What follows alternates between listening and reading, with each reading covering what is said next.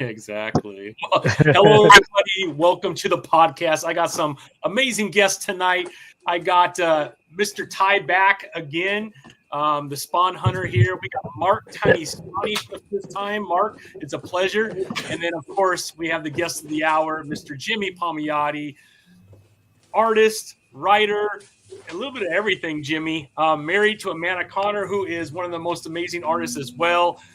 You are the dynamic duo in the industry, Jimmy, you and Amanda. It's a pleasure having you, and I cannot wait to jump into Deadly Tales of the Well, Gunslinger. thank you. I always thought Walt Simonson and Wheezy were the real dynamic duo in comics, but I think that's dating myself. And being a big fan of Walt definitely doesn't hurt that, you know. Yeah. It's funny. I'm getting in front of me. I'm getting some notes I made just in case you ask me real complicated questions. But you know, for this book, I had to write a Bible. Yeah. For Deadly Tales of Gunslinger, I had to write a Bible that was 20-something pages long because it's a weird book to take to create because I have to kind of acknowledge everything Todd is doing. Yeah. Including upcoming things, right? So I'm actually learning things about the character as we go, and it's pretty fun. It's pretty fun to find out some stuff that I was like, "What?" You know, and you know, it helps having conversations with Todd writing this book because he has a lot to say about the character. And yeah, I'm sure he does. yeah. Yeah. Well, I will tell you, Mark, specifically Mark, man, huge Gunslinger fan. He'll be able to help you with any questions you might have, Jimmy. And of course, Ty is not too bad himself. Between these two guys, if you're ever looking for anything Spawn and can't find it, it's because they have it already. That's okay. The guys, Todd's guys too. There, man. They know their stuff. You know. Yeah. It's just the little things because I have to pay attention to what Todd does in the regular book because he'll make a note about the past and I'll be like, oh, okay, you know, and run that. Like I said, I wrote a pretty extreme Bible, and presented it to him before I started the series, and so you guys know I'm on issue 11 right now. I'm writing issue 11. Wow. So we're a little, you know. It's funny because I go back and I look at. I just read number 2 and I was laughing. I'm like, oh yeah, I remember that, you know, because I wrote it like a year ago. But there's so much more I learned, so it's definitely going to be a series that keeps growing and building on the characters. It's a little less Spawny than the Spawn books in a weird way, right? Because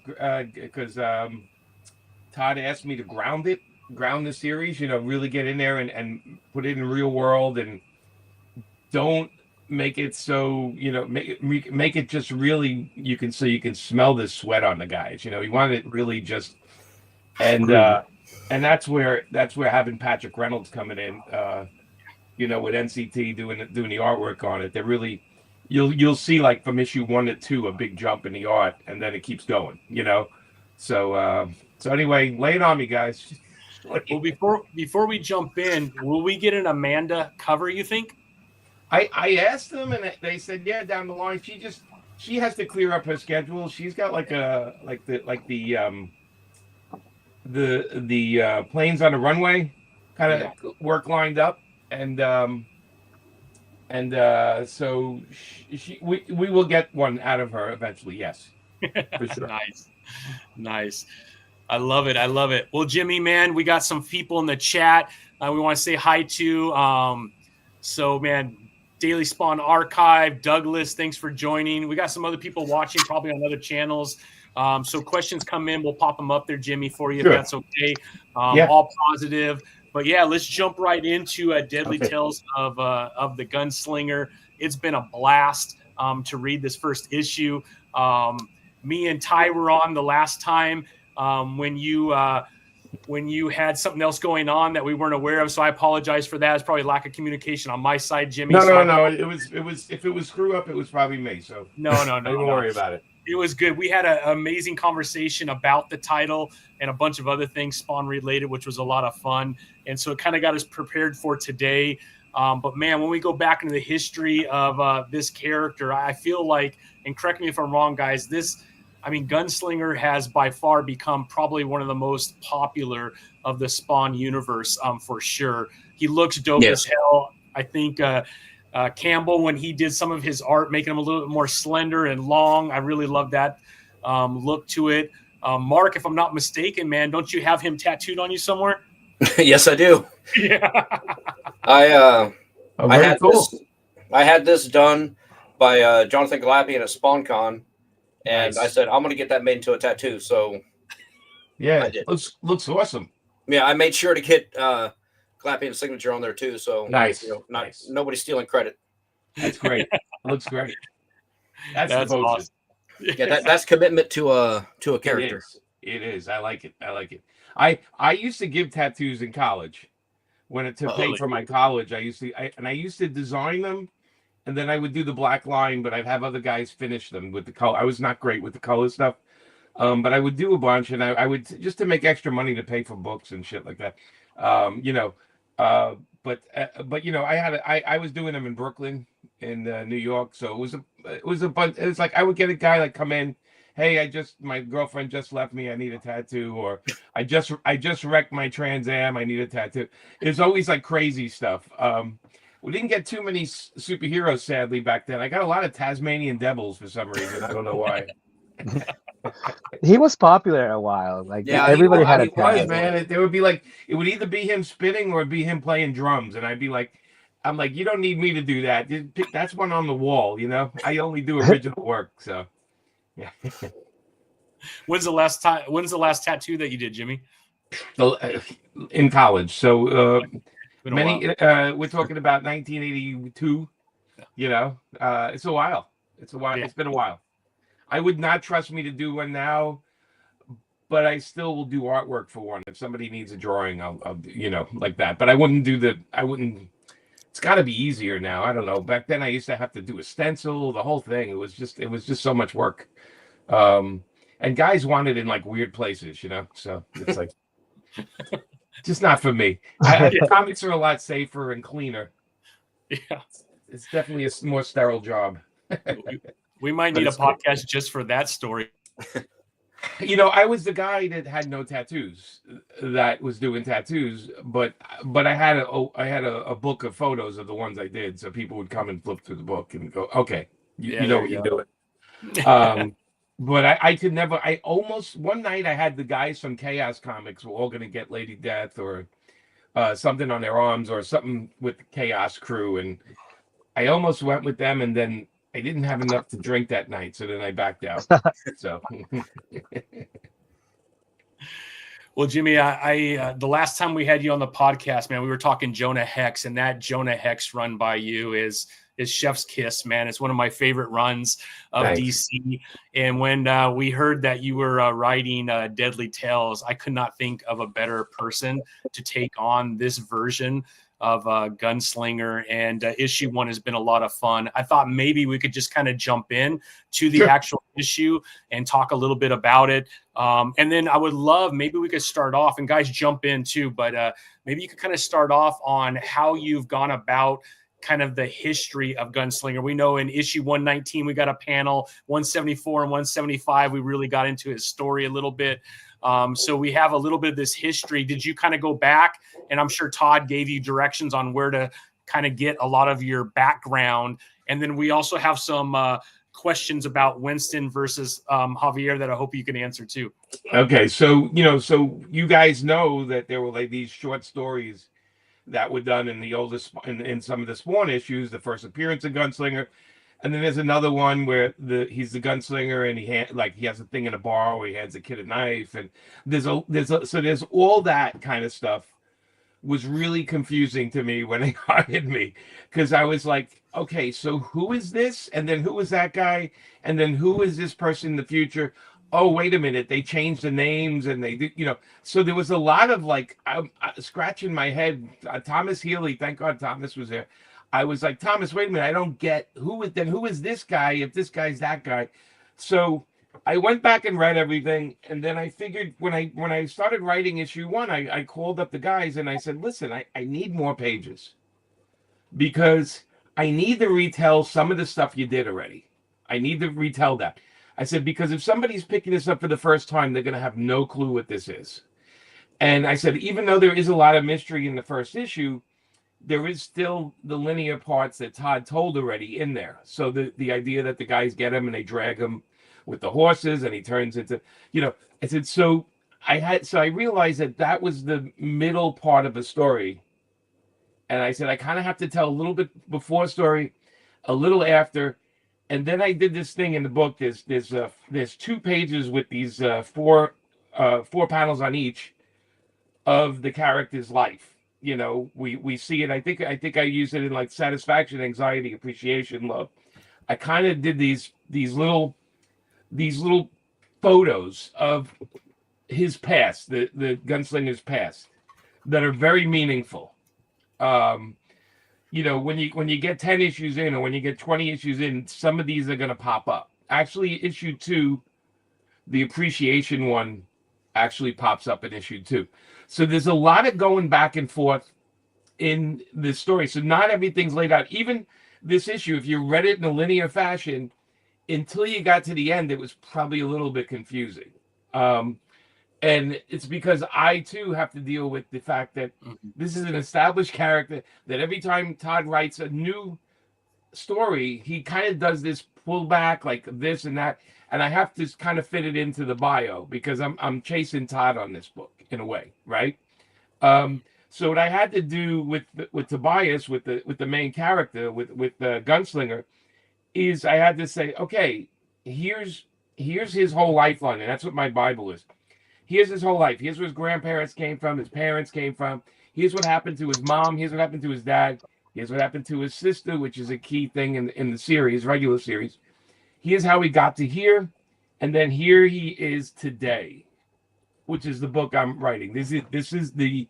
So this book is The Deadly Tales of Gunslinger, is the first days of this gunslinger's life, as the gunslinger. This is the first, and honestly, by 10th issue, it's still only a couple of weeks or almost a month. It moves slow because there's a lot of stuff going on, and just because he became Gunslinger doesn't mean the history of him. And there you go, Tinyspawny. I'm going to call you by your name there.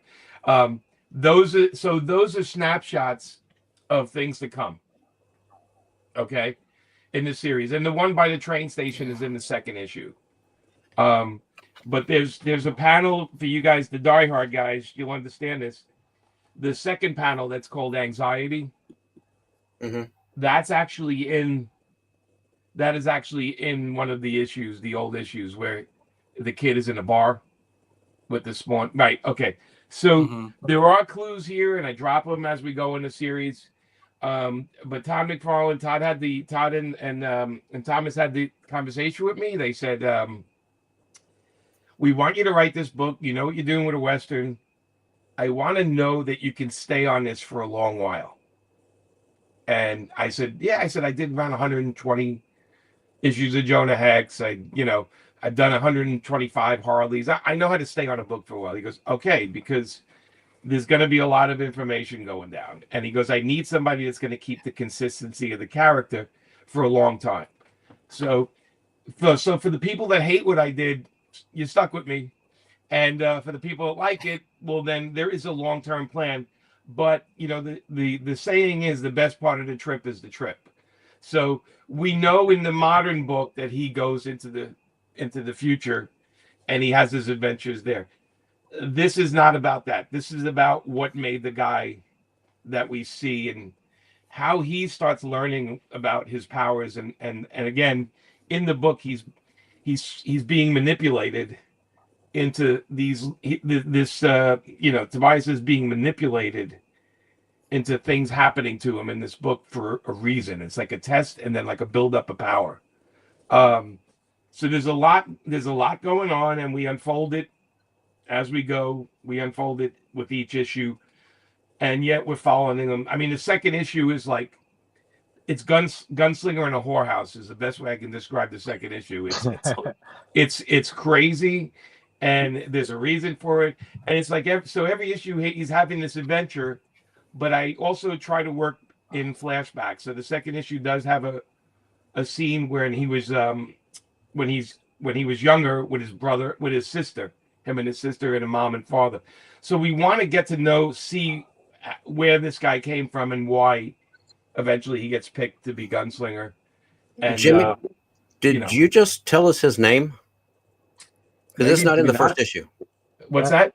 It's not in the first issue. It might not be in any issue. We can ignore that. Okay.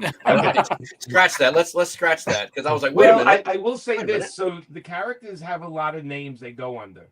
Okay. And we'll learn why. So even if I said his name, it's not going to matter in some level, because there is a thing that happens with this character. Okay. Well, I realized, as I was reading the issue, the only name he ever gives, he says, "I'm nobody." So I'm like, yes. Who? Because I'm trying to figure out, is this Jeremy Winston? It's not Javi, because the Gunslinger is embodied in this Javi guy in the future. So I'm like, who is this? Right. So when he says he's nobody, it's him, because it's not the only name. He's been under different names. Okay. And we'll catch you up with that. So there's going to be a lot of, and again, what Todd told me, I was like, oh, okay, I get it. So this goes to that, and that goes to that, and that goes to that. He goes, yes. And he goes, it's going to be less about what his real name is. It's going to be more about who he really is, because the names are, you can go, you guys know, you can get on a plane and go to another town, and you can be Bob all night long, also, if you're running away from stuff in the past, you kind of want to start anew. Now, the first issue, though, I had to make it so if you never read a Gunslinger Spawn, you can pick this comic up and somewhat figure it out. I don't want you to fully figure it out, because you can't, because pieces fall into place. There is a bigger scope to things. There is a bigger plan. Things do make sense. Shit will go sideways once in a while, because I have to follow what Todd's doing. And, Todd's the boss, man, so he has this character. I just learned, something about the character recently by reading the newer books. And I was like, well, thank God I didn't hit on that yet, because, what I mean? So, but that's the, I don't have I have a direct line into Todd's brain, but that's a big place. That's an arena. Yeah. And I'm a guy with a cheap seat all the way up in the, who's trying to keep moving down every time nobody's looking. I'm trying to move to a better seat down there. But I do have a grasp of the character. My main job is to kind of tell Western tales with this character.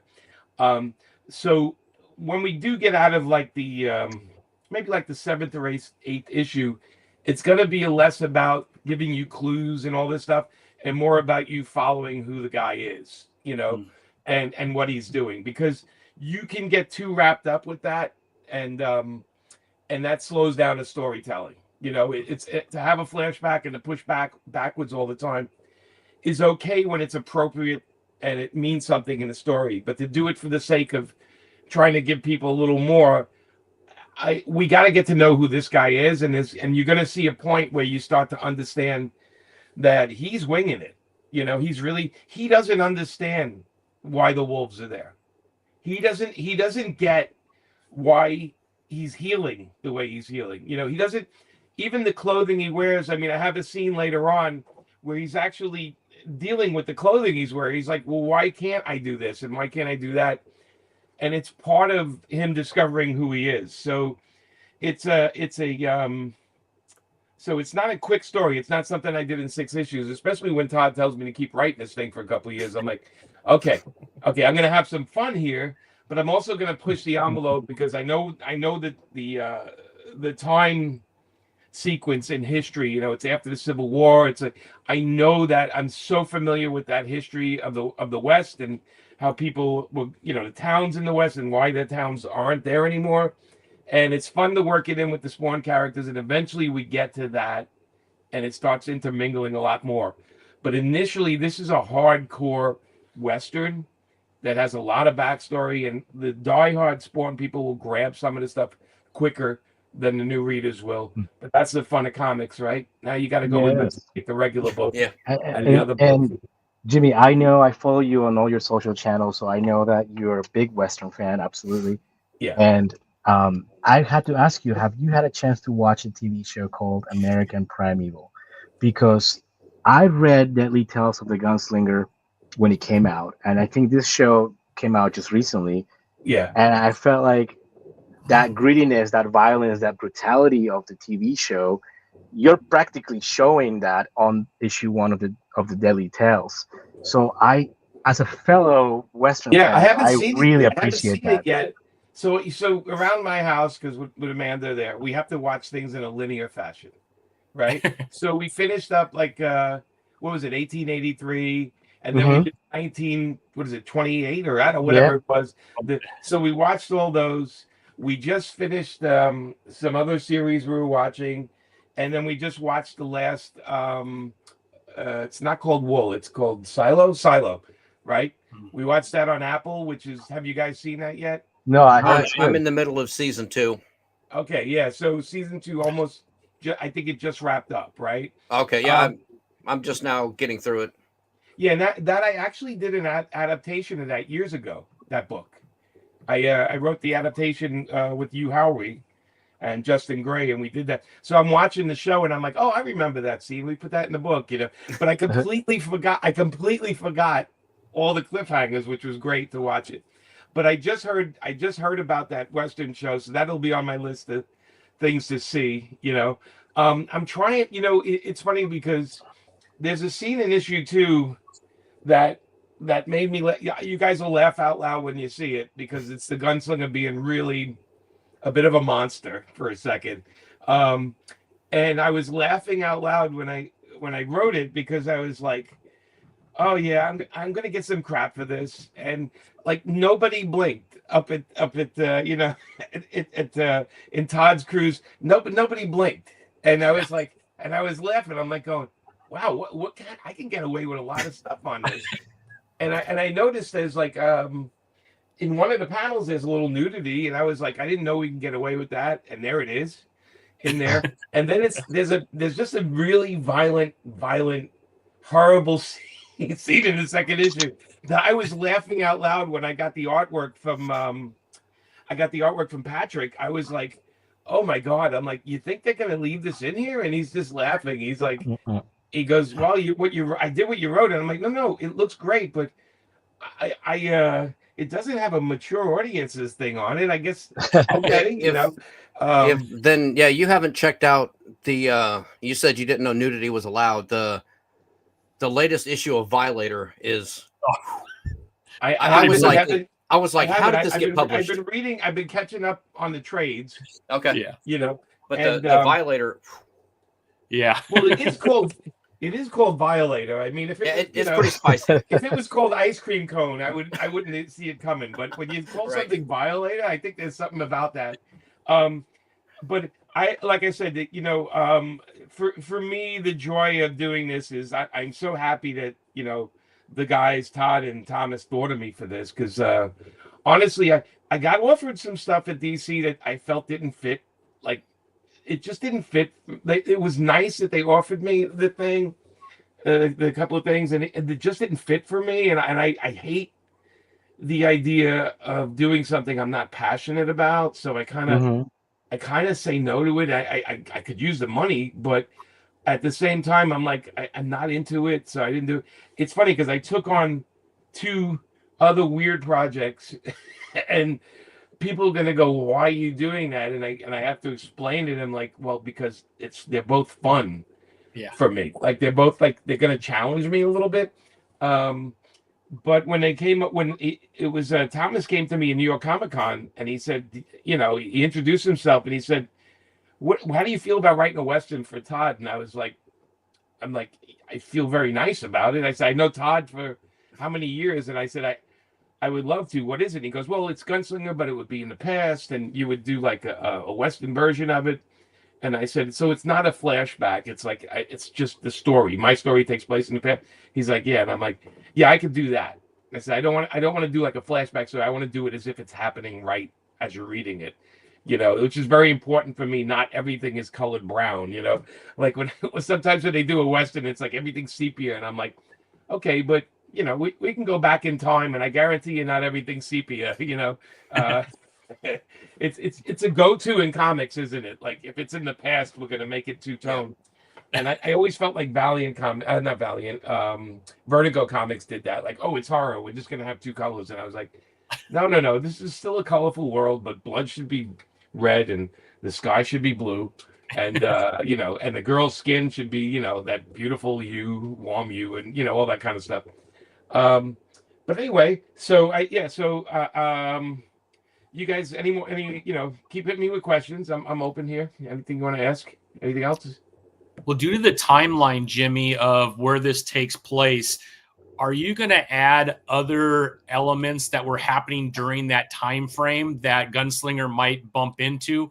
Maybe people in history during that time frame? Are you thinking of it like that, or is it going to have its own world? You're not going to really touch what really took place during that time frame? Well, the Spawn universe has a lot to do with some of the stuff coming up, right? That the characters that were alive and around back then, they're almost in the book already. They're just not in frame. Yeah. There's a manipulation going on, and that is like this, and there's people pulling strings around him. We see the sheriff in the beginning. We see him morph into something. We see a guy come and he morphs into another character, and by the end, that character stays for a little bit because it's sort of like, it's sort of like part of the process of him turning into Gunslinger is that they want to see how good he's at.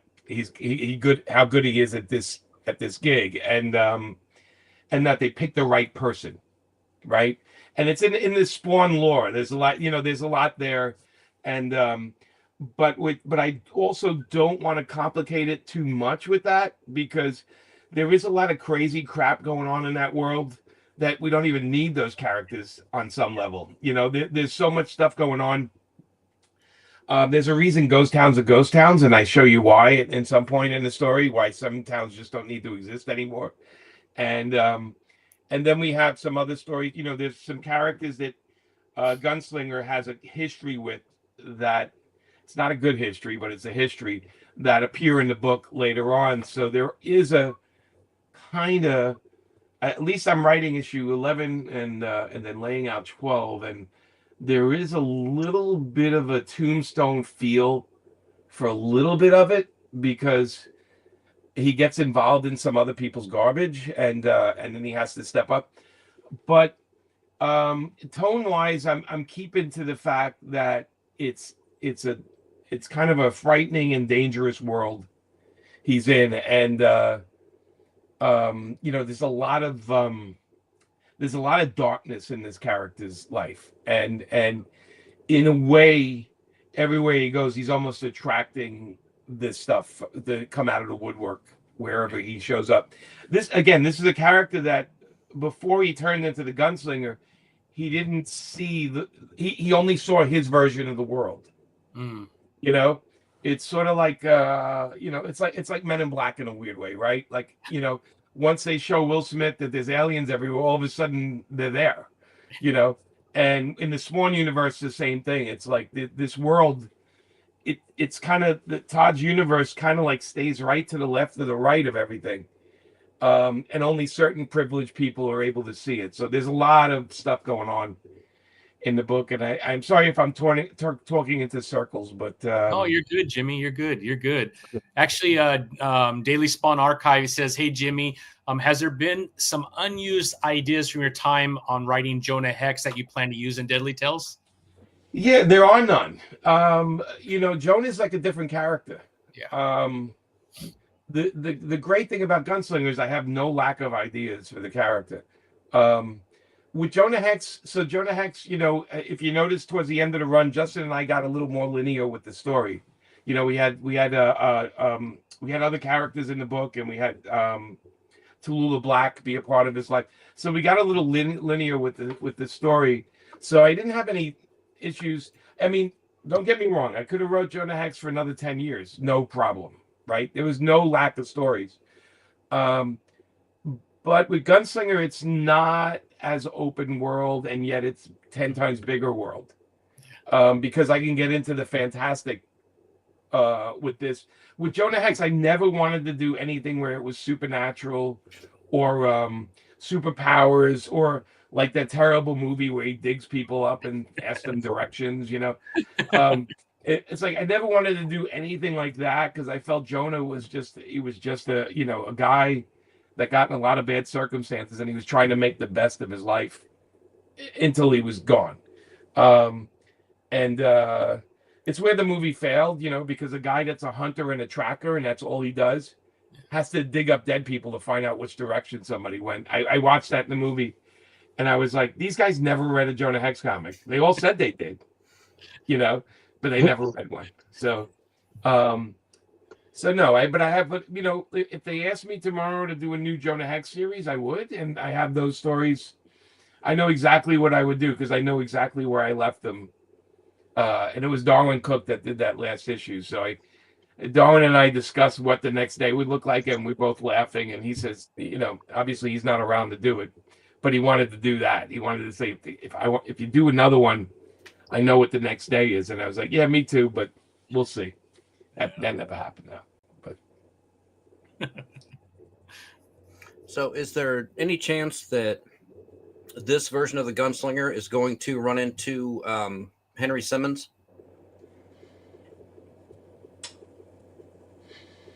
that would be a question I had for the big man.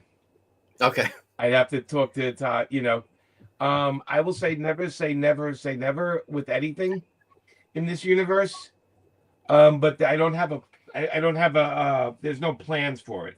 Okay. No, I was just curious because he was in the Jeremy Winston version. They crossed paths, but I just wasn't sure if it was going to be incorporated in here. Yeah, this will make, like I said, this will all start making more sense as we go. It's definitely, look, I thought the first issue was too much of an information dump, but I realized reading it cold, I was like, okay, no, this is a lot of mystery going on here. No, you left it like I love how open you left it. You give very little detail, but enough for at least us Spawn fans to know what's going on and be able to follow it. Yeah, and that was important to me because I didn't want to alienate the people that love this character at the same time. I didn't want to be the guy that comes in and said, "Oh, you ruined them." No, you didn't. I definitely don't want to be that guy. The minute I feel I don't know what I'm doing, I call up Todd and say, what should I be doing here? I'm glad you're liking it though, but I think you're going to be a lot happier with the second issue.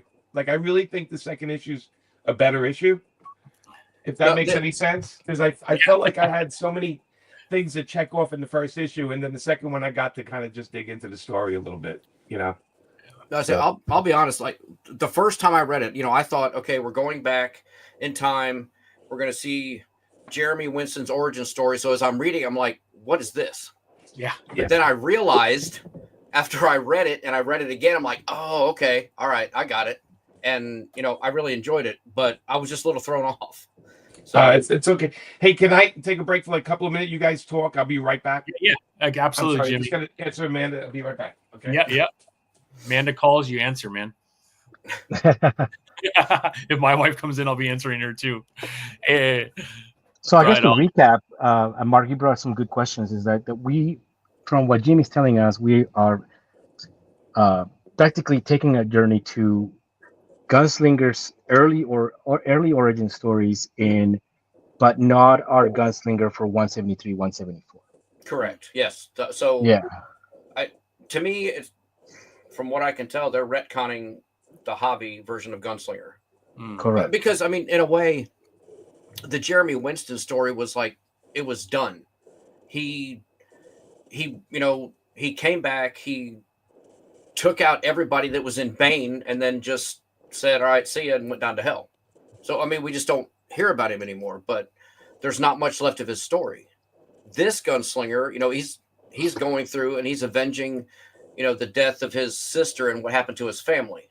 So that has more longevity than Jimmy trying to get short story. Yeah, several issues out of, okay, well, he killed everybody in Bane. Now he has nothing left to avenge. So, I can kind of see the reasoning behind the change. would you? So then, you know how they have this? They have so many Star Wars TV shows, or how many Star Wars movies. You know, they always have like this timeline, kind of like to help people understand where this show takes place. Is it fair to say that this Deadly Tales would be after that 73, 74 story, or before? I'm gonna say it's after.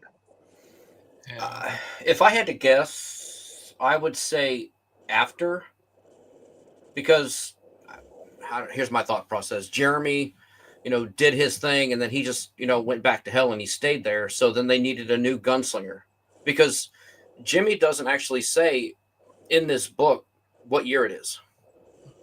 He doesn't give us like a date as to when it was. Yeah. But I said the original Gunslinger, that was 18. He said all he said, Mark, right, is just right after the Civil War, right? That's all he really. Yeah, mentioned. he did not give like a solid. There's no solid like date in the book as to when this takes place. Yeah, Hey. so Sorry gotta be about like that, guys. 18 Oh, you're right. or something like that, right? 1880. Is that correct, Jimmy? Hey, Jimmy, no worries. 1 second. They you don't actually give us like a hard date as to like when this takes place, right? No. Okay, I didn't think so. Yeah, so we thought about that, and we noticed that the other books don't do that either. Like, this is this year or this month or that date. Mhm. I do have it in mind, so Oh, if there's an gun. opportunity for me to put very nice. All my guns are modern. I used to have a really good Western one. I think I just have like ones I got from video games and stuff, or, Nice. although this one keeps the guys out of my Oh, yeah. it's a pellet gun, but Amanda uses these for drawing all the time, so I kind of have to do poses like this, Oh, and she draws them. They're all fake. They're all just like yours, like that one. Yeah, pew pew pew pew. Although this one's cool because it has like all this stuff on it. Looks like Star Wars. This is Yeah, I as was gonna close as you can get. Except it's a 357 Magnum, but with like a giant scope on it. But when you're doing like a comic shot, like it's great. Yes. You get. I remember all the Clint Eastwood ones. It'd be like that. Yeah. I know that because from 81 to 90, I worked on most of the Clint Eastwood movie posters. Oh yeah. It was before I was in comics full time, and I worked for a guy named Bill Gold. And if you look up Bill Gold's name, he's most famous for when he was 19 years old. He designed the Casablanca movie poster. really? That was his first movie poster, and he worked for Clint Eastwood and Malpaso, which was Clint Eastwood's company, for many years. So when I came in, the first movie poster I worked on was Sudden Impact with Clint Eastwood. It was a Dirty Harry movie. And the last one, when I was leaving, they were working in advance on Unforgiven. And they hired Bill Sienkiewicz to do a lot of the artwork for that. And he didn't do the finished cover, finished poster, but Bill did a ton of drawings because I think at the point they used to use this guy, Bob Peak, and he passed away. So they started using guys like Bill Sienkiewicz and everything to do movie posters. This is before, computers were really doing all that stuff. As Fish and Pan, Dirty Harry. Yeah, pretty much. Thanks, Douglas. Yeah. I'm not as old as Clint, though, so, Yeah. I'm getting there, though. I'm getting there. Are we all, right? And Go I ahead. just wanted to say, Jimmy, it's a pleasure. I know we've been talking for a bit, but I am such a fan from the days of the Big Apple Con. You do the signings, and I go with my friend John and get our stuff signed. Yeah. You were so gracious to sign everything. This is before CGC days, by the way, guys. This is way before Witness and everything. And people will drop so many comics on front of Jimmy's table, and he will just sign them all. I never made a dime at those shows. I used to do those. I used to do those shows, and I'd sell like maybe 2 or 3 things off the table. This is before you paid for autographs, right? And I'd sell 2 or 3 off the table, and then I'd be like, okay, it's either steak tonight or pizza, depending on how much I made at that show. But do you remember when Neil Adams used to be at those shows every once in a while? Yes. And Neil was the one Neil started the pay the guys to sign an autograph kind of thing. And Neil Adams, my connection with Neil is that Amanda, my wife, her dad was a big time art director in New York, and he used to hire Neil all the time. So it was Continuity Studios. This is a little backwards comic stuff here. Sure. And so when Neil came to Tampa, Amanda's dad's like 83, 82, I think. But when Neil was here last, which was a year before he died, we brought Amanda's dad to Tampa, and those two sat and reminisced for like 10 hours together. It was so cool. That's so cool. But Neil used to yell at me and Amanda saying, "You have to charge for autographs," and we were like, "Well, I used to argue with him. I used to go, yeah, but my name's not Neil Adams." I'm like, I said, I get it. I said, you're Neil Adams. You could ask for. I said, and he goes, "Well, how much do you make at these shows?" And I was like, nothing. I said, Amanda does sketches, but I always, and this, I always did sketches for free. I would just draw a sketch. He did, Yeah. guys, man. And I just thought, well, this is part of the job, is to go out there and everything. But then it became about, well, it's not fully about money, because we still, I always do the first autograph free at the cons. I figure if you don't have any money, you got one book, that's fine. Get in line, come give it to me free. If you have two books, go take a walk afterwards and then come back and hit me with the second book. If you don't want to pay the whatever couple of bucks it is. But it became I'll tell you why it became very money motivated, because the con people used to pay us once in a while to do the shows. And now what happened was the big shows, the big ones, they don't want to pay us anything. They figure hotel and flight is enough. And we said, okay, but we're losing 4 days. Well, we lose the 3 days or 4 days at a con, and then we lose the traveling day in the front and back of it. And then we have what we call Tuesday's exhaustion day, meaning we're so tired from traveling. On Monday, we go and we're exhausted the next day. And it's funny because the bigger cons got like, oh, well, you know what? We'll pay for you, but you have to kind of do a special class and then draw 100 drawings for people. And I'm like, well, that's not paying for me. That's me actually having to go after hours, meaning I start the con at 10 o'clock and I leave it at 7. And then you want me to do a thing from 8 to 10 where I'm drawing. And I said, I'm not 21 anymore, man. That'll kill me, So cons have changed a little bit, but I will say I miss those golden apps. Those were great shows. They were. I have not really changed that much. You still come up to the booth. You can hang out and talk all day with me. I don't care. Yes. If there's a line of people, I'm just very polite. I'm like, okay, let me take care of these guys, and then we can talk and hang out. I just feel like it's a gift when people are buying my work and they want to bring it to me. That's really sweet, and it's more impressive when they actually read it. That's pretty impressive. You really brought us, to me personally, as a new fan for Daredevil, because I follow your work prior to Marvel Knights, right? I was following your work with all that stuff, even Ash as we speak. Yeah. That's always bugging you about Ash to bring him back, but that would be a whole different show. And then you morphed into Marvel Knights. You take over Marvel Knights with Joe Quesada, Kevin Smith, and you guys launched Daredevil, and what a run.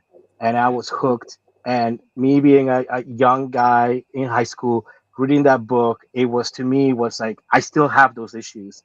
So thank you for bringing that, because you made me a Daredevil fan. I still have the hardcover book signed by you, Joe Quesada, and Kevin Smith.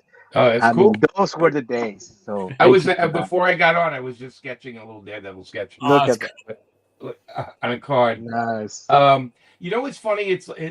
And thank you for that. When we got offered Marvel Knights, the Marvel was in Chapter 11. They were going bankrupt, and when they offered it to us, Joe and I sat there and said, let's show them how they should make comics. We were that arrogant. Like we were young and it shows. No, you did it. And we're like, let's show them how they should be making the comics. Now, how ridiculous is that? Looking back on it, I thank God I had that young man bravado where I just was so stupid I thought I could change the world kind of thing. And when we went into those comics, it was pure energy, we went and we paid extra money for digital coloring. Nobody was doing that back then.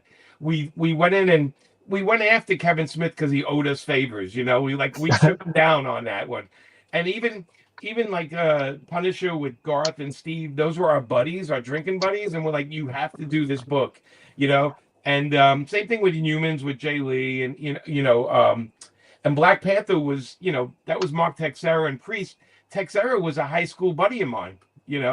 I went to high school with Tex, so when I got Marvel Knights, I said, I'm hiring my buddy from high school. He helped me get into Marvel by doing backgrounds.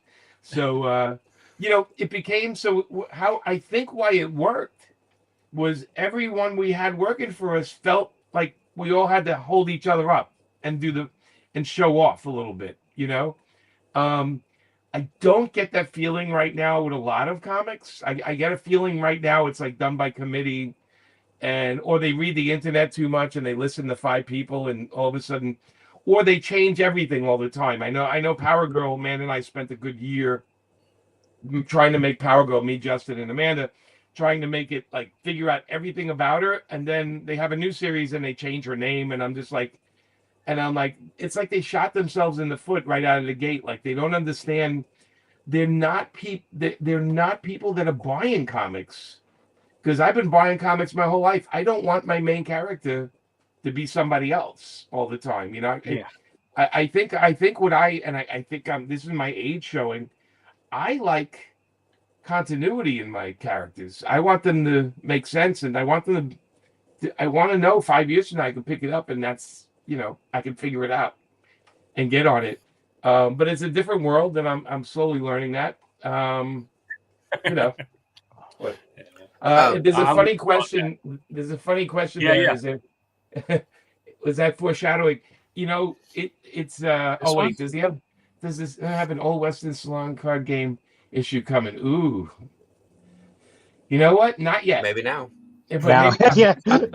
gonna tell you a funny story about Jonah Hex. I did 100 and something issues. I only think one of them where he actually was the bounty hunter, where he went after a guy he was trying to catch. I think only one issue did that, and I always used to laugh. I'm like, nobody notices that the stories are so crazy, but they're not really about Jonah Hex taking a piece of paper and going, "This guy's wanted. I get $100. I'm gonna go get him." Never. It's not. So the card game that will happen because it just, there is an issue 9. They're in a salon. They're in the saloon with and there's not a game playing, but there is a guy at the bar beating a kid up. That's kind of, it's actually in a funny way. It's not. It sounds horrible, but it's actually the kids being whatever. Yeah. Speaking of as a category of Spawn, okay, so why we put the Spawn shirt is because we were huge fans of Todd McFarlane and Spawn. And because we thought our comic was set, Ash was set in the real world with firefighters and stuff, it would make sense somebody loves Spawn, so they would wear a T-shirt that has Spawn on it. So that's why we put Spawn on the T-shirt. That's cool. We were big. Look, we were big fans of Todd. I mean, we talked about doing a crossover with Spawn, Ash Spawn. It never happened. Wow. It wound up becoming Ash Azrael. Was the it never happened, but we wanted to do. We were big fans of Todd. I mean, there you go, right there. That team up. I told Todd. I said, if you ever want to do a Jonah Hex Gunslinger, I think I know how to write that one where it makes sense, Yeah, I think we were fans. Todd was doing, when I was up there, Todd was doing Spider-Man at the time, and then the Image guys came out with all their books. And I thought Spawn was the strongest one out of all the books. I felt like Todd had a handle on the character like nobody else did. And it was my favorite of the titles, So of course we were always like Todd fans. We were always like putting Spawn on covers in the back, in a T-shirt. We never asked. We just did it because if we, what happens when you ask, they could say no, right? Yeah. So we just did it, But, I love it. Yeah, I love it. Also, just circling back to autographs for a second. Yeah, I was the one that I'm sure I reached out to you, and I have some books coming your way for you to sign that I plan on giving away on my page. Oh, okay, Did you send him to Patrick? Yes. Okay. Yeah. Okay. I didn't know if he said that he talked to you, so he said to send them to you. And okay. Well, two of them are signed by Patrick Reynolds that are in there, but one of them that you both signed is for me. The other one is going to be given away. When did you send them? I just sent them Saturday. It says that you received them Wednesday. So Patrick said that you guys had another engagement. You probably wouldn't get them until next week. Yeah. So we're going to be at OAX, which is in Orlando, the original art convention. Yeah. That's what as soon as I get back from that, I will take care of those for you. No problem. I'll just want you to put a face to the package. That's me. Yeah, man. No. Absolutely. It really helps me out when that is, because because sometimes he'll give me something and saying, hey, you have to sign this and that. I don't even know what's behind it, so this is great, and I will take care of it for you in a special way as I can. Okay. And I'm not big on getting comics signed, but and I'm sorry, I'm an oddball in the bunch. I'm not really a big Western fan, right? But I love this book, and I'm like, I have to get it signed. And I also don't get the 1 in 50 usually. I went to my comic shop and I'm like, look, if I buy like enough to get this, I'm like, can I have it? And I was able to get it. So yeah, they should have just gave it to you. You know that, but no, they did. But I had to buy enough for them to be able to get this. Well, it's funny. I bought because I always need them. I bought 100 copies of #1 to have for myself through the store. Yeah. Well, the store sold out, so they needed some copies. So I gave them some copies, but I did get the 2 Chase ones because I bought 100. Oh, nice. And I had to remind the store. I said, hey guys, those 2 are mine over there. And I told Thomas, I said, you got to do me a favor. You got to get Todd to sign these for me. So it never ends. It never ends, dude. I'm getting stuff signed by Todd, hopefully, and mailing it to him. And that's like everybody's just signing everybody's stuff. Yeah, it's, look, I was the guy, I was the guy who would get up from my table and get on somebody's line to get a sketch. I'm a comic book collector. I'm a comic book fan and I'm a comic book collector. Not everybody that does what I do is a big collector. They'll have the books that they like and everything, but I am the guy that has like all the other stuff, and I'm looking for some art, and I want to get a page from this book, and I want to get, I told Patrick Reynolds, I said, he did it digitally, and I went, no. And he's like, what? And I'm like, you have to draw the first issue. He's like, I did it digital. I'm like, no, you have to draw it on paper. I said, it's a #1 Spawn book. Are you kidding me? And I realized that that's my madness. Yeah. Get one of the prints. Yeah, the print, that's a beautiful print. And that was such a great piece. And Todd, we did in San Diego. We gave away 100 prints, I think. 2 San Diegos in a row, which was funny because the book still didn't come out, and people were like, when is this thing coming out? And I said, that's up to the boss. I said, he just told me keep writing. So I'm just giving outlines, and then I kind of knock them out. I try not to dump too much, but I tend to write a 4-part story all at once, or a 2-part story all at once, and then I break it up. But I don't want to get everybody nuts by dumping like 4. Here's 4 more issues when they're still trying to hustle on issue 5 or 6 or 7. But Todd does not like a late book, so that's why he had us working so far in advance. That's awesome. And there will be some guest artists down the line that nice. I'm writing for exactly that artist. I wrote it. Ooh. It's exactly for that person I wrote it for. So it makes more sense. I felt the strength of Jonah Hex was that I know who was going to draw each issue. So I knew what I would get on the phone with them and I'd say, what do you want to draw? And we go down a list and I go, okay, I actually had an issue that Brian Boland did a cover of Jonah Hex. And he didn't read the book. He just drew a cover where Jonah Hex is shaving and there's a nun behind him with a shotgun. and it came with a note that said, your turn. You have to write a story with this scene in it. And that was a lot of fun because we wrote a thing about a nun with a shotgun coming up on Jonah while he was shaving. Like, we worked that into the book, and that was such a bizarro, backwards way of doing a comic, but it also was such a fun challenge at the same time. And you don't really argue with Brian Boland. You're happy enough to get a Boland cover. I was like, I'll come up with something. So is there any chance that like as like a side story or like maybe she gets introduced, but is Dakota going to show up anywhere? No plans yet. Okay. Yeah, we have a character that we're introducing into the book soon. Maybe issue 6 or 7. That's that makes sense to what's going on. We have a lot of time to work those characters in. So Oh yeah, no, you're yeah. fine. I just wondered if she might show up. Yeah. There's a chance everyone will show up that I could get in there. As long as I get a green light from the boss, he's the boss. He really is the boss. I talked to him. He's funny because he'll read the issue, then he'll call me. And with issue 1, he took out a bunch of the sound effects in the book. Really? Yeah, because he said the drawing is so brutal. I hate that sound effects just get in the way over there. He goes, let's take it off. Because there's some killings and there's a couple of shots and there's a whole fight scene, the fight scene in the cabin that has a lot of sound effects.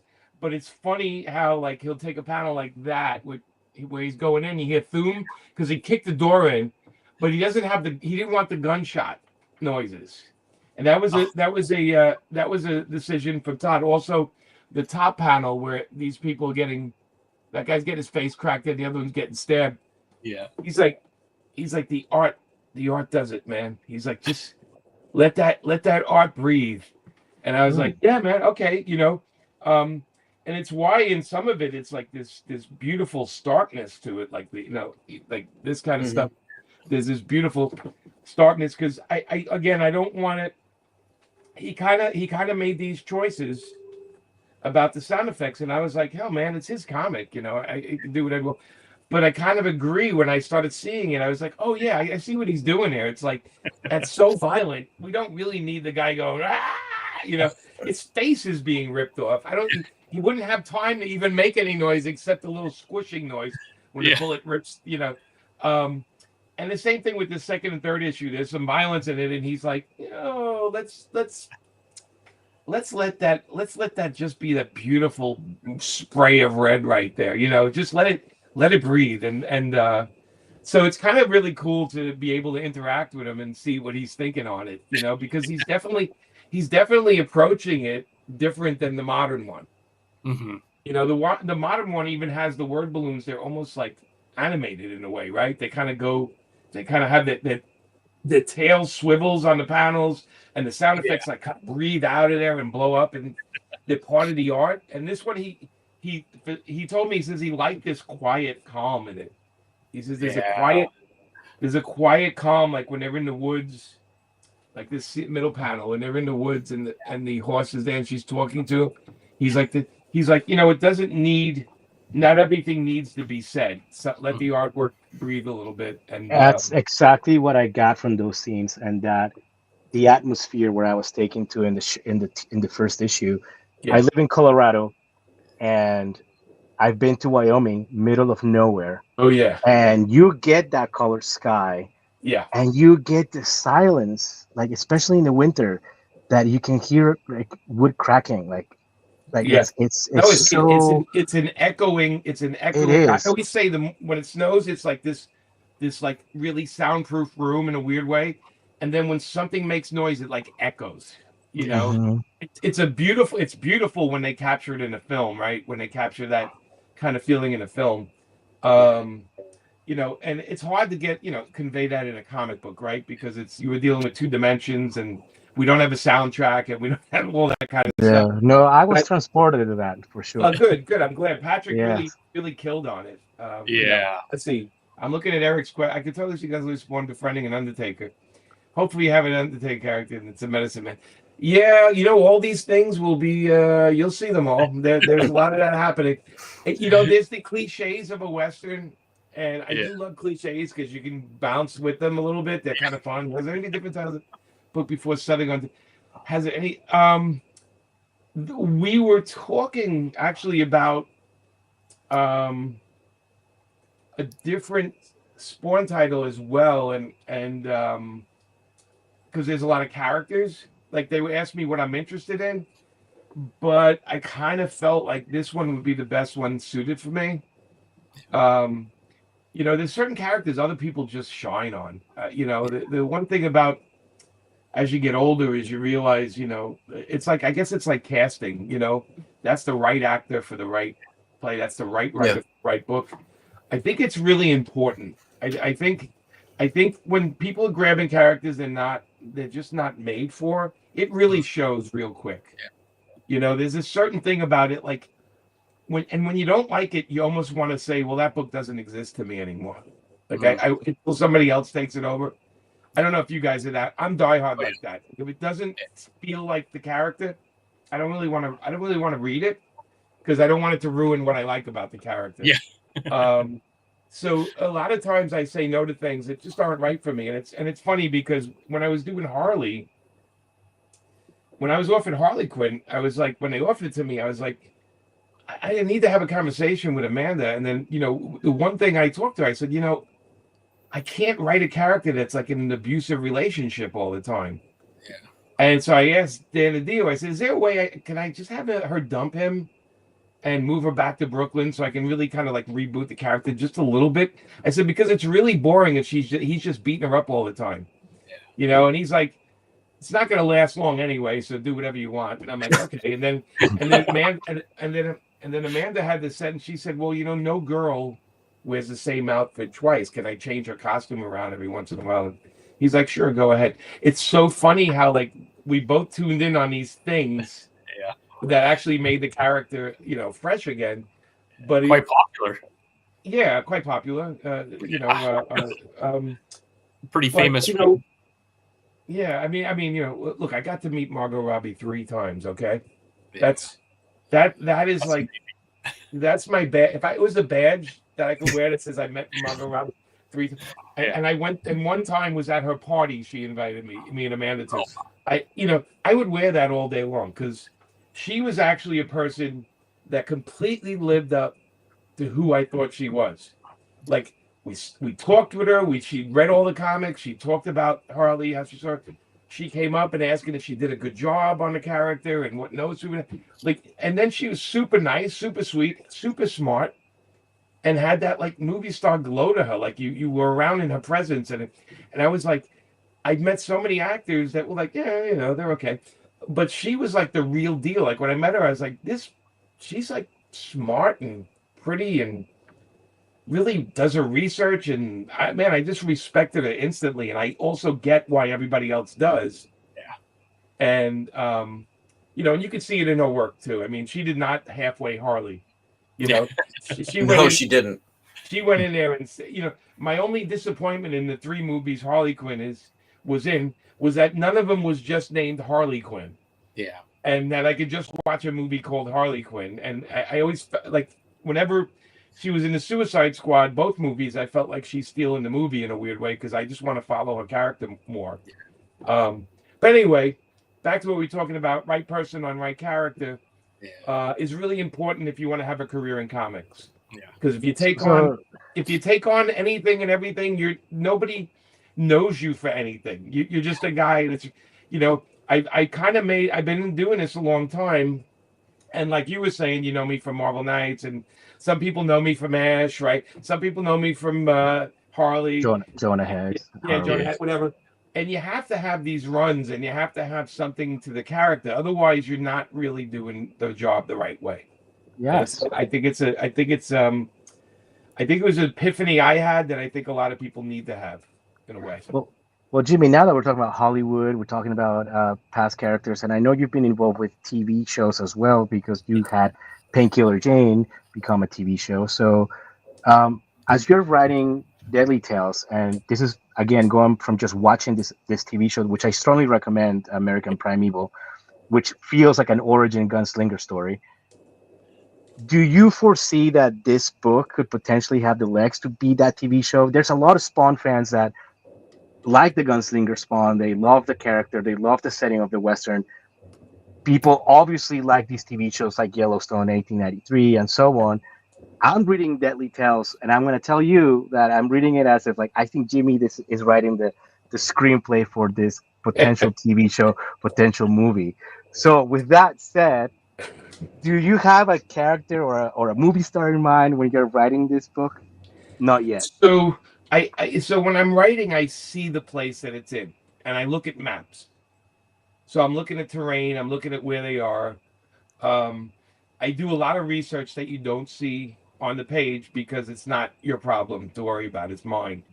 Um, if they ever made a Gunslinger movie, they would have to start it in the past, obviously, because if you did Todd's book out of the gate, Yeah. it doesn't have the same impact. We have to know where the character came from. Um, the reason why Westerns are made a lot is because they're cheap. You need a horse. You need some. You go to South Dakota, and you really literally can shoot it anywhere. Anywhere. And Yes. and because of that, their story, modern and especially modern westerns, they're story driven. So part of the part of maybe why you don't like westerns and somebody else likes them. I'm a city kid, right? So a western for me was science fiction. I grew up in Brooklyn, so the idea of having woods that you didn't know where it went to, or the idea of horses and stuff, was the most abstract thing in the world for me growing up. So I always loved westerns because it was something I couldn't even like a farm and horses and you know and later in life, of course, I learned how to horseback ride. I went to ranches and I experienced it. But if they make a movie or something, they'll probably look at the 60 or 80 issues, whatever we're up to at the time. It's a very positive thing on my part. Thank you. 100 issues, yeah. And they'll probably pick and choose what they need to do to make an audience that never read it understand it. The thing about TV is if Todd makes that Spawn movie comes out, right? And if it does well, they're jumping into everything else, right? Oh yeah. And my thing is, I think Gunslinger as it is would make a better TV series, like an 10 episode series. For sure. I don't think it's like a Crow type movie where there's the whole story.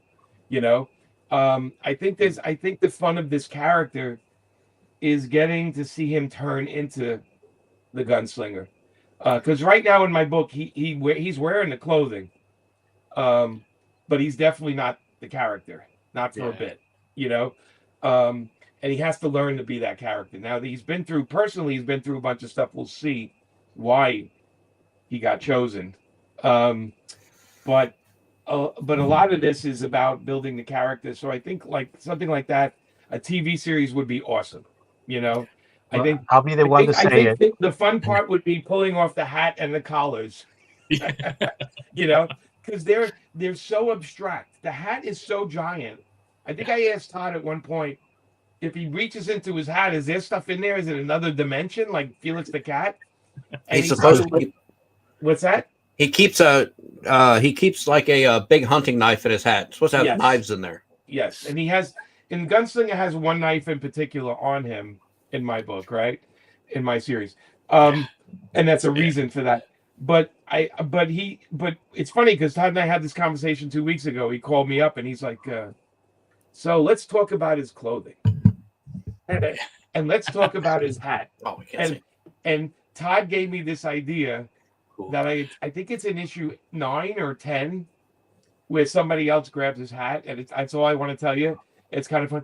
But I realized that Todd's got all this information he's sitting on, and I'm just like, so I think anything that busy or complicated, I think would make a great TV series, like a series, I love that about modern day TV. It's that we can watch an 8 episode show and then still be so pulled into that world.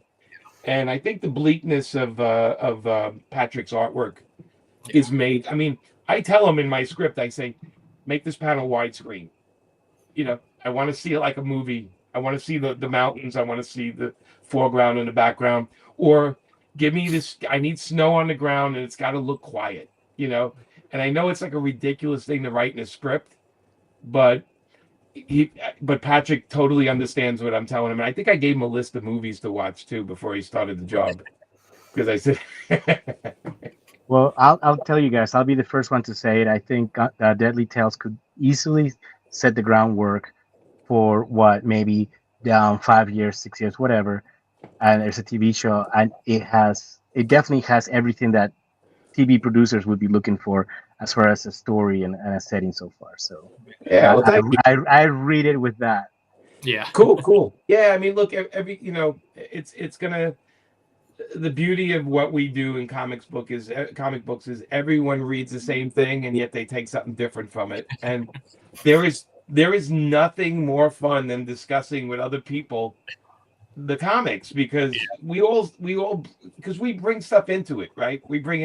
I'm bringing in my life into some of the stuff. There's stuff in these books, and a couple of issues later, that I experienced.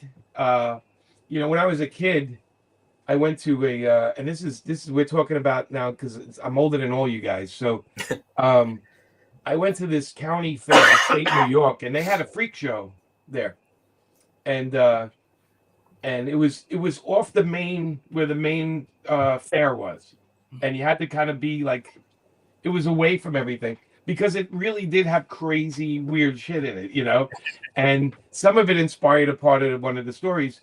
But it's like that kind of stuff. If you live your life, you're always going to work something into it. It's not always obvious what it is.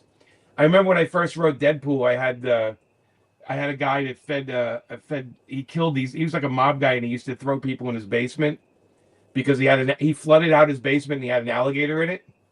Oh. And that was based on a guy in Brooklyn that I knew that had an alligator in his basement. Now, he didn't feed it criminals. He didn't feed it guys he killed. But he used to throw raw chicken down there, and the thing would just eat up the raw chicken in 3 seconds. And he had an alligator. He flooded out his basement like around 8 inches of water. And this thing lived down there, and it was big. That's crazy. The whole neighborhood knew he had this, and I worked it into a comic, and one guy said to me, "Where did you get that from?" And I said, "I'll give you the guy's address, but he might push you down the stairs if he's short on chicken that day." So I said, yes, there it is, guys. It is true. New York has alligators in the sewers. I do have a gunslinger related question. I just wanted to see if this is still like part of the story, but Gunslinger has always been said to be like the weakest of like all the Hellspawn. Yes. So that's why he relies on his guns and his knives, and he was good with them. Well, I guess it's up to you, but he was good with them before. But that's what he relies on. Do we find out why he is the weakest and he doesn't have like the ability to do the things that like Al does or any of the others? We do. I mean, and this is something Todd tells me all the time, that my gunslinger is the weakest of all. And that's my draw to him. Like, that's like kind of why like he's my favorite. He's like the underdog. He's the one that nobody bets on, and he still prevails, and he's able to do it just as well as the next guy. So yeah.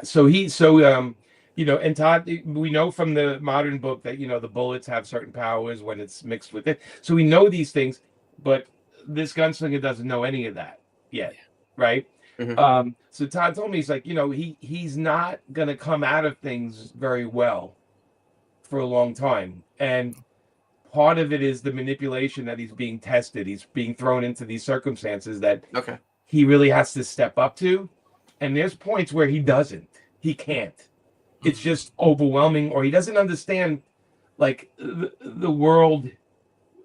He doesn't understand the world he's in. Like, it doesn't make sense to him. And what happens in these circumstances is he's pushed harder to try to live. So he's a character that doesn't feel invincible running into something. No. And when he does succeed, he almost looks back at it and goes, how did that happen? Or what? I got lucky. Mm-hmm. Or somebody else is manipulating the situation for me to get me out of this. So that is covered in here, because Todd always reminds me, he's like, make sure he doesn't sit there and figure things out. He's like, what the hell is happening? Issue 2, has a it takes place in a whorehouse, a lot of it, and stuff happens in there, and he's definitely out of his league. What's going on in there, in more ways than one, and we see that in the book. We'll see that in the series. He gets pulled into other people's drama, and he's not always winging it like they are. So his confidence level is not where the modern day one is. It's definitely not there. He's Douglas says it's nice. Weakest is usually the most dangerous. Yeah. He and it's a good quote right there, because he doesn't know he's the weakest. He's just trying to stay. There's fighting and then there's staying alive, right? Yeah. Have you guys ever been into a fight where you were losing? It no longer becomes a fight. It becomes trying to stay alive at some point, right? And that's usually when somebody will do something extreme to get out of there or get out of it, because it's the horrible thing in murders where the guy's desperate and he picks up a rock and accidentally kills the person, or they fall and hit. It's the kind of thing where you're gonna snap and something's not gonna go the right way. So this is not a character with confidence and a grip on his destiny. Okay, this is a character that's stumbling through everything and doesn't even know why. And in the first issue, he's driven. Until he hears that they have the girl. There's a part of him where he's contemplating even like moving forward. At that point, the guy mentions that the girl, because remember before he became Gunslinger, he ran into the girl, husband and the girl. So there's this like feeling like I need to do this. He has it in his. It's built into him. Like I need to save her again now. Yeah, but then you kill her anyway. Right. I saved her the first time. I'm kind of responsible for her. Right. And so there's that motivation in there. Now, of course, it doesn't go well. No, it doesn't. Which I thought was fitting. I mean, I was fine with it. I mean, I didn't want her to die, but the fact that he's like, get behind me, and then he's just like, bam, and like, okay, well, it didn't go well. You're gonna find with a lot of stuff I write, it's not always satisfying. Good. I don't like the cookie cutter books that they do all the same tropes and check all the same boxes. I like it, when it's like when the entity or whatever you want to call them comes in and he's looking for the sheriff and he says, you know what, I lied, I'm going to kill you anyway. Yeah. I was like, I love that. Just how raw it is and the way that you told the story and it's dangerous. Yeah. And when you had the Gunslinger tell him, he says, you're right. He says, I did say I'm not going to kill you. They are. So right. I have not read anything else you've written, but I got to say, I love your writing style. Well, I really enjoy it. Thank you.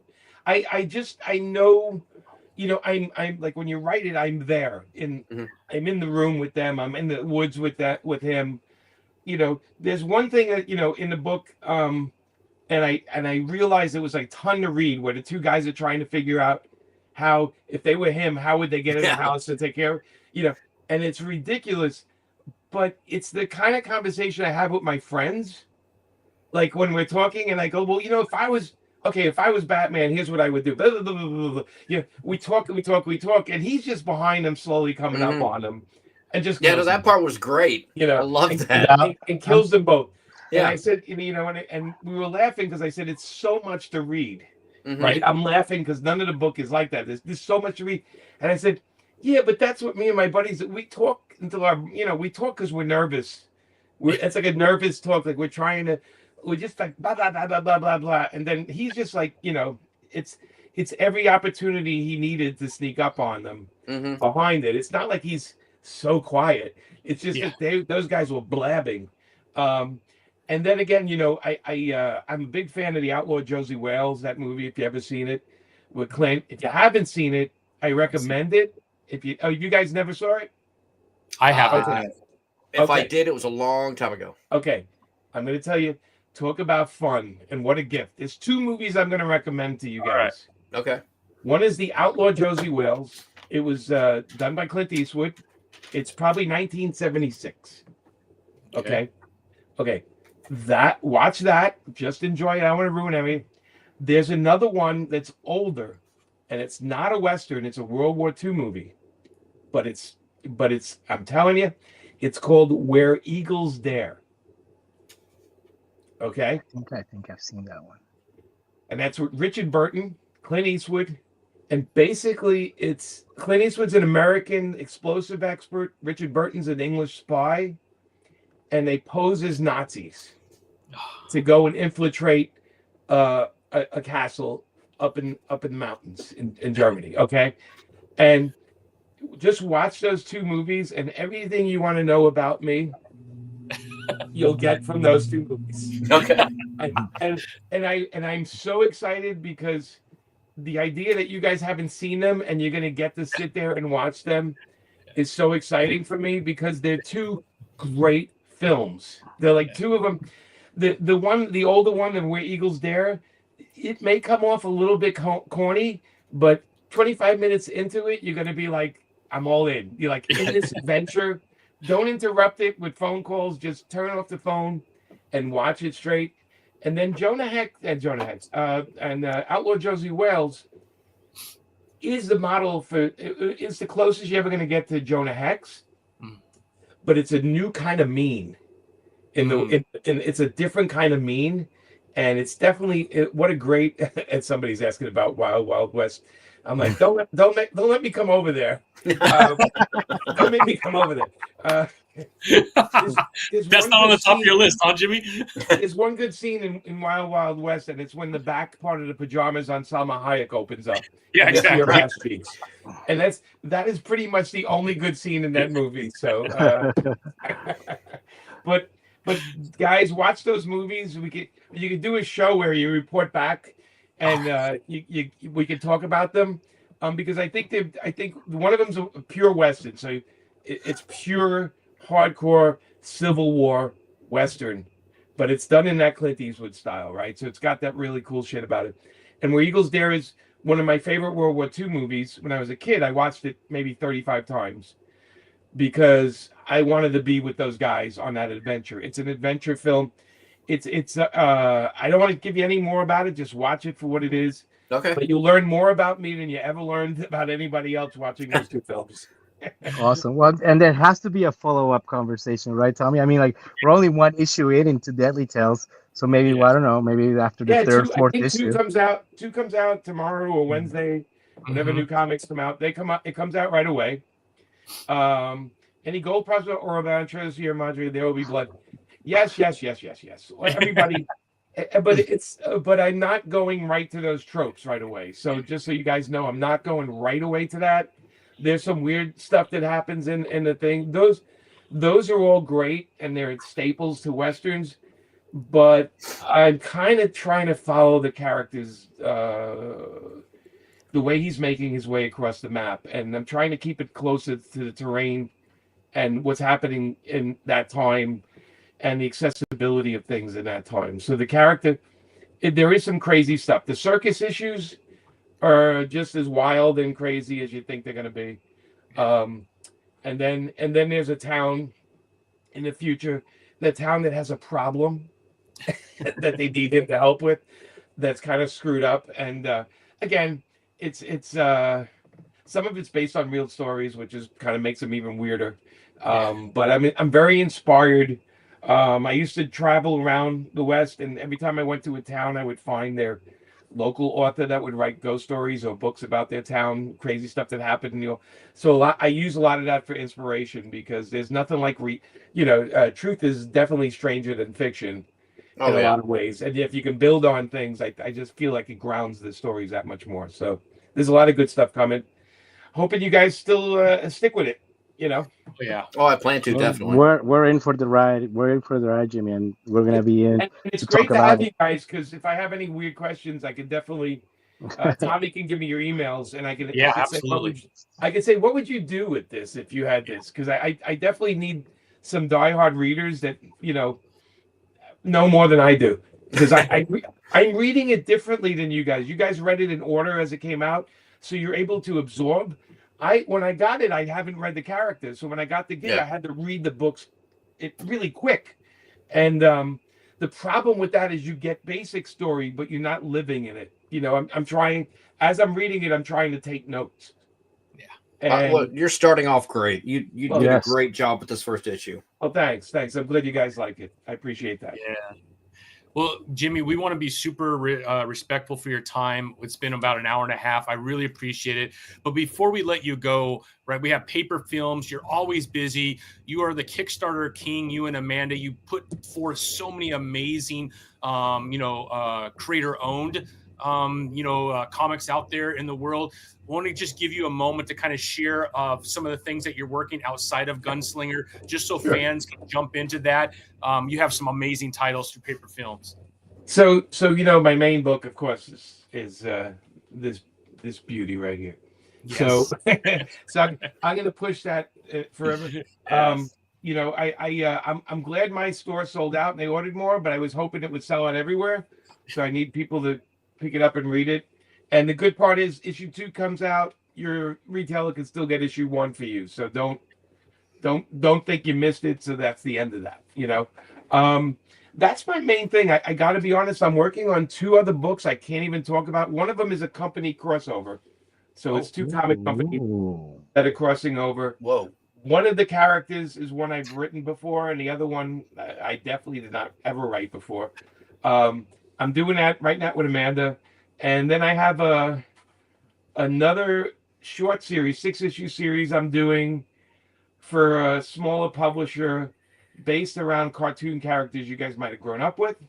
Oh. I can't say what that is either. But I just finished issue 3. I'm on issue 3 right now, and it's 6 issues. I'm really terrible. I don't have a lot to. I have a new Painkiller Jane Kickstarter starting in February.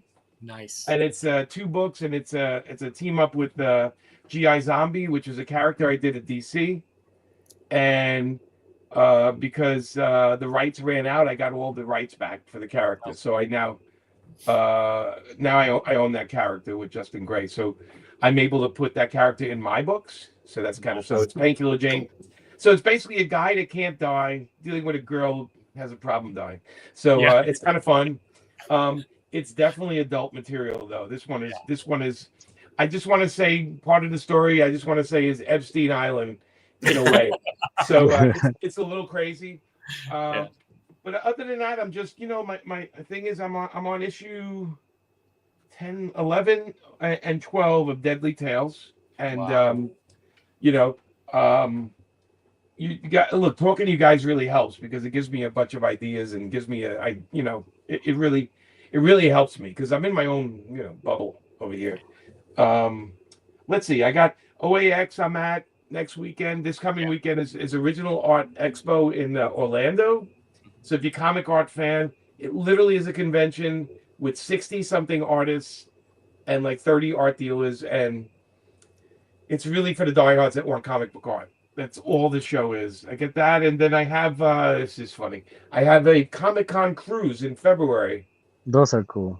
that leaves from Tampa and goes down to Mexico, and it's like me and Amanda. It's Adam Hughes is on it. There's a whole bunch of celebrities on it and everything. It's basically a cruise in every way, except the boat is filled with TV people and movie people and comic book people and cosplayers. And there's a themed party every night. It lands in Mexico one day, and it's basically if you've ever been on a cruise, just add every crazy thing you can to it. Because I mean, we have a table there. I'm doing some panels on the boat, and then if you're a guest on if you're on the cruise, like if I'm in the bar, you come have a drink and hang out with me. Yes.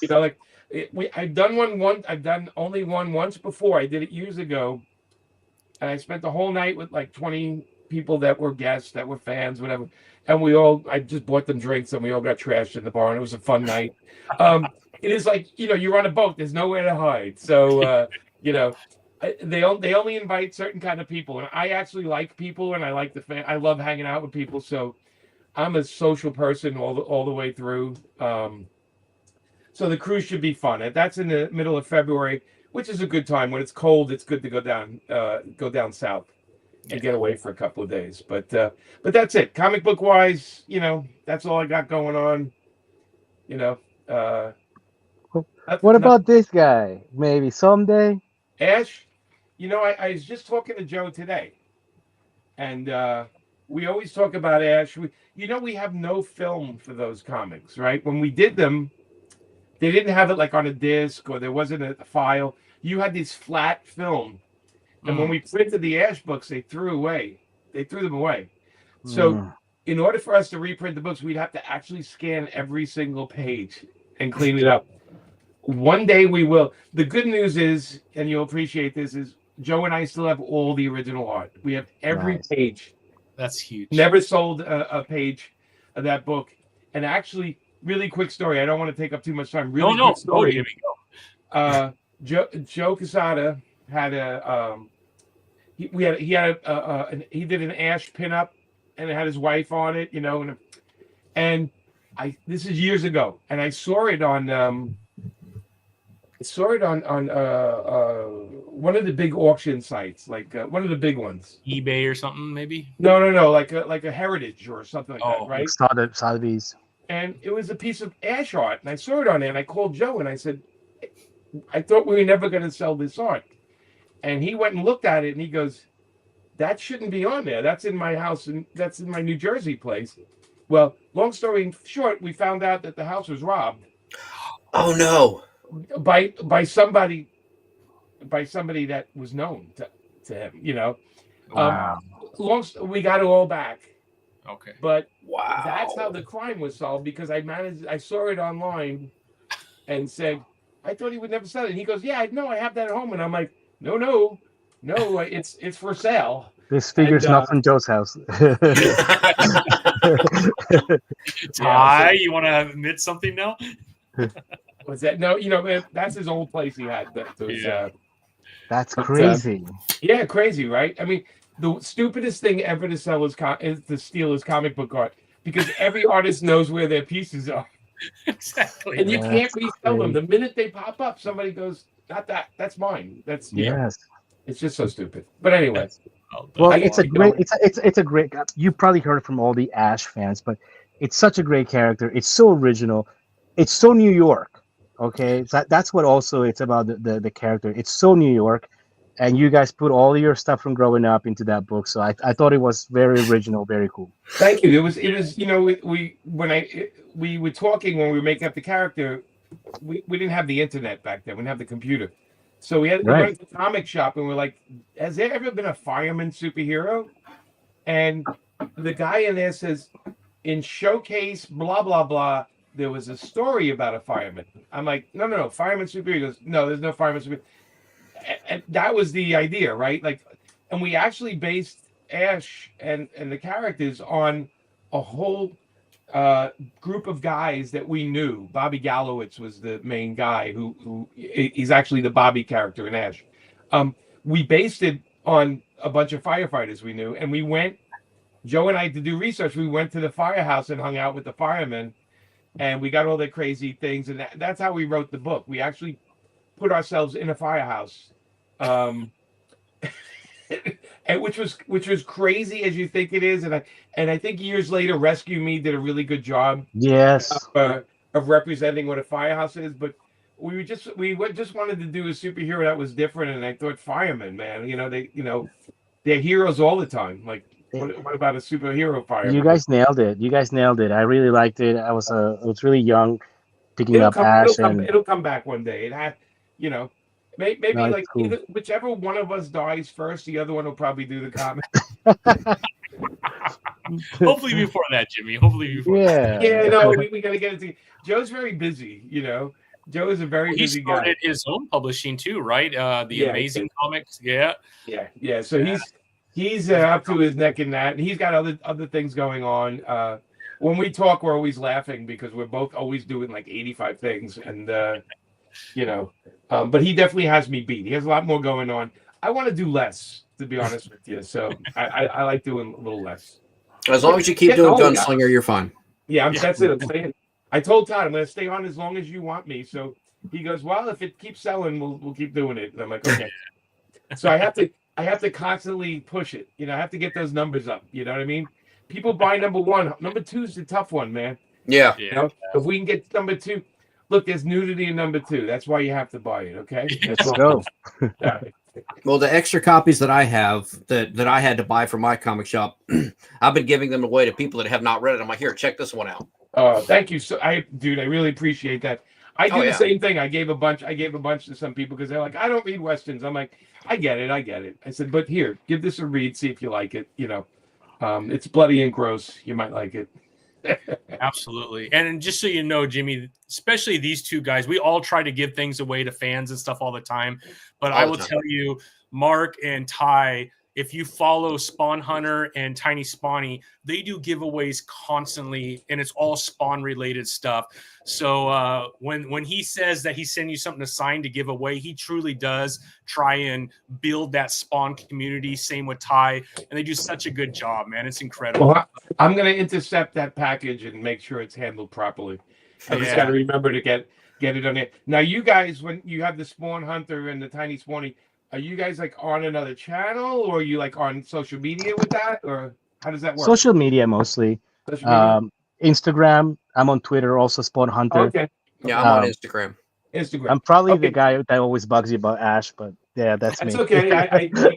You can't bug me. That's not called bugging. That's like lovingly reminding me. You know. Yeah, I think Jimmy, you're one of the ones that you and like Rob Duenes don't allow people to tag you and things. So I just have to do like hashtag or whatnot. I thought you can tag me on things.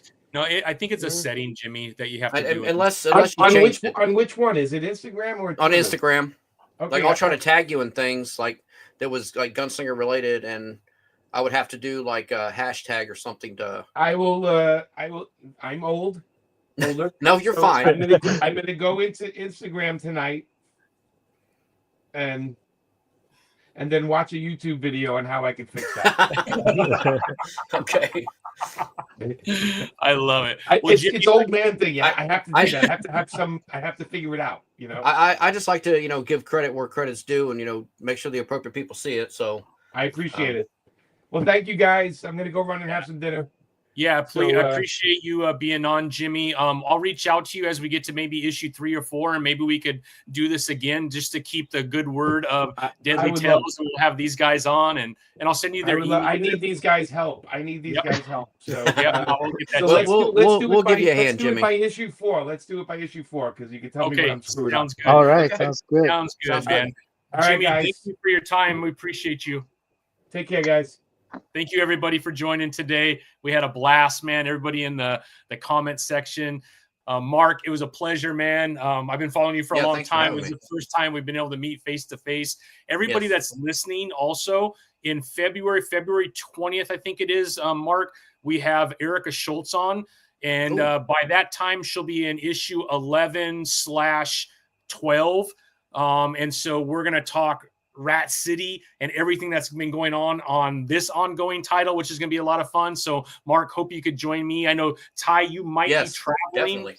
But if you're not, we would love to have you for that as well. So, but we want to keep going. Yeah. And then we're going to have Thomas Healy come back again. He's been really busy, but I've been talking to him because, this year they have all kinds of new titles coming out again. One by kind of a legendary writer, Joseph Village, who has been working on Milestone on the DC. He's actually writing, what's it called? Shadow Cabinet right now for DC, which is the old Milestone characters. And if you don't know who they are, Static Shock, Icon, Hardware, incredible characters. He's coming over to do, I think, either 4 or 6 part series for Todd. So I'm trying to get him on as well. Wow. So, and he's a legend. I mean, he's been writing since the late 80s. And he's incredible. Comics. So, a lot of really cool Spawn stuff coming our way for everybody that loves Spawn. And what better company to do it than the folks in the chat and these two gentlemen here that have more Spawn stuff. I think maybe Todd is the only one that might have more. Maybe Ty has more than I do. But... we all have unique stuff, and it's we always support each other. We help each other, and that's the beauty about this community. At least from this community, I can tell you, everybody's been super awesome. Oh yeah, Agree. It's an incredible community, and I'm not Spawn only. I like a lot of things, but you two really I think help spread the gospel of Spawn for sure. And man, I'm so happy and proud to have you both on today. And this is not our last time.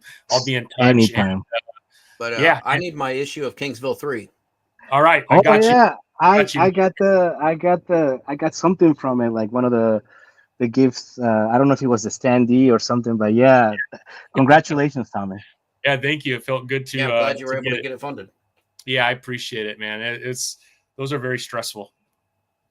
For sure. But we made it. Kingsville 3, we're working on it right now. So Dan is, drawing away as we speak. So hopefully it'll be done by February. And as promised, we'll be delivering those in March, if not sooner. But we're going to work. It's worth the wait. Yeah, thank you. I appreciate it. And then we'll jump on 4, and that'll be the end of the arc. So okay. And then the action figures. And then the action figures next. Yes. I wish. $30,000 just for the mold. Not including a commitment of I think the one person that we talked to, 300. So we're talking. Wow. Just so everybody knows why independent creators don't create action figures, it's $100,000 commitment just for one figure, because the mold is so expensive, and then you have to commit to buying so much after they make the mold. So there's a reason why there's a Todd McFarlane, and there's a Mattel, and there's a Hasbro, and there's not much after that, to be quite honest. Yeah. Yeah. Wow, that's insane. Yeah, it's insane, man. It's an expensive hobby, but like you two, I love it. I'm an out of the box, which I know some of your stuff, Ty, is out of the box, but most of it's in the box. And Mark, I don't know, do you take everything out of the box, or do you keep everything in the box? No, 95% of my collection is in the box, but if there's something that I really enjoy, then I'll buy 2 of them. So that's why you see some that are out of the box. Yeah. But yeah, I mostly keep them in the box. Yeah. Same for me. I if I see, like Mark said, if I see something that's super cool, I have to open it. So case in point, this guy. Yeah, exactly. Yeah. Yes. I love it, man. Well, gents, man, I appreciate your time, man. I had a blast. We will do this again. Yeah. We got Erica coming up. I'm going to try and get Joseph on, and then we'll get Thomas on again. Okay. I'm going after everybody, man. I've been talking to Brett Booth, so I'm fingers crossed we can get Brett on as well. That would be amazing. Oh, yeah, Erica Schultz. I got hers right over here as well, her little bracelet that she made, and her little signed thank you letter that she sent. Oh, yeah, there it is right there, Mark. She makes these now, too. They're doubles. Oh, I didn't see the double yet. Yeah, this is she just made them recently. This is a double wide. I like the double wide. And then she also has a new pattern that she just did. I'm like one of her biggest customers. Yeah. Oh, she dope. did this like checkered pattern. And then the one that Ty has there. The one, the checker pattern looks very Rat City theme. Yeah. Yeah, it looks more Rat City. Yeah. She just did this pattern like the first of the year. Oh, wow. But then she has the double. I think she's out on her site right now, because I think every time she puts them up, I grab them. But so Tommy, just so you know, these bracelets, right? Look at the connection. Mark told me about them, and then I was able to grab one, and from that one, I picked up one for you. I said, "Can you please send one to my friend Tommy?" Yeah. And so you got one now. So we're bracelet buddies. When the Respawn podcast interviewed her, they mentioned me, saying I keep buying all the bracelets, and Erica says, "How many wrists does this guy have?" And I'm like, "Well, I give them away to people. I give them away to other fans. I'm all about, just like Ty, I'm all about bringing the community together. It's not about making money or how much can I sell this for. It's about or how many I have. Yeah, or it's about sharing and helping out maybe somebody that doesn't have it, or just trying to bring the community together and grow it. 100%. I love it. Yeah, well, on that February, I want to say it's February 20th, but I'll send you the information, Mark. I do have an extra copy that I got from Erica of issue number 1 that is signed, so Everybody in I the have chat will be giving that away too. I have a signed copy from Erica. She was nice enough to send me a couple. I purchased it off the website, and she sent me an extra one to give away. So when I talked to her, she says she's got an hour for us, man. So it'll be fun to kind of talk a year since the very beginning and what her thoughts are of really developing this character out of nothing, right? This is not a legacy character that we're creating a new story for. This is a brand new. And anybody that was at San Diego Comic-Con, you saw the mold for the new action figure. Looks super cool. Fingers crossed we get that sometime this year. It will, yeah. Yeah, I think it, you see those rumors for McFarlane Toys. It looks like it might be toward the end of the year, but you never know off of those sites. But they're right more than they're wrong. So I'm hoping that that's true because the character looks amazing. And as an action figure, it's going to be incredible. So, and I'm really enjoying the series. So, yeah. All right, gents. Well, thank you again, man. I appreciate it. Thanks for everybody in the chat. And until next time, as always, appreciate all of you. Thanks for stopping by, and we will do this again very soon. I actually have Jason Aaron on next live, and then Erica, and then in between there I'll have a bunch of pre-recorded.